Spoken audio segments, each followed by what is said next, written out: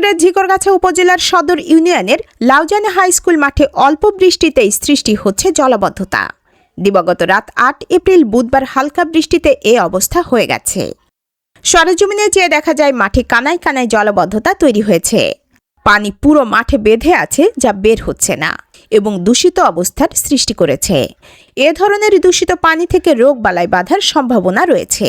এলাকাবাসীরা দেশবার্তা নিউজকে জানান, এ মাঠে ১২ মাস প্রাত্যহিক দিনে খেলাধুলা হয়, এমনকি বিভিন্ন বড় ও মিনি টুর্নামেন্টের আয়োজন করা হয়।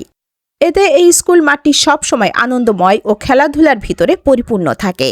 এমনকি এই মাঠে ইসলামিক, সাংস্কৃতিক ও সামাজিক অনুষ্ঠানের আয়োজন করা হয়ে থাকে। কিন্তু অল্প বৃষ্টিতেই যেন এলাকাবাসীর দুর্ভোগ পোহাতে হচ্ছে। এ বিষয়ে লাউজানি স্পোর্টিং ক্লাবের সভাপতি আলামিন হোসেন রানা প্রতিবেদককে জানান, দীর্ঘদিনের সমস্যা এটি অল্প বৃষ্টিতে জলাবদ্ধতা সৃষ্টি হয়। জলাবদ্ধতা সৃষ্টির মূল কারণ বিভিন্ন দোকান থেকে ময়লা এসে বাজারের কালভার্টের নিচে বেঁধে থাকে, যার ফলে বৃষ্টিতে ড্রেনে পানি বেঁধে যায়। আরও জানান, মাঠে জলাবদ্ধতা সৃষ্টি হলেও এলাকার স্বেচ্ছাসেবকরা মিলে পানি নিষ্কাশন করেন, কিন্তু এখন যে দূষিত পরিবেশ সৃষ্টি হয়েছে, যার নিষ্কাশন করা সম্ভব হচ্ছে না। তিনি দ্রুত সময়ে পানি নিষ্কাশনের জন্য ঊর্ধ্বতন কর্তৃপক্ষের দৃষ্টি আকর্ষণ করেছেন।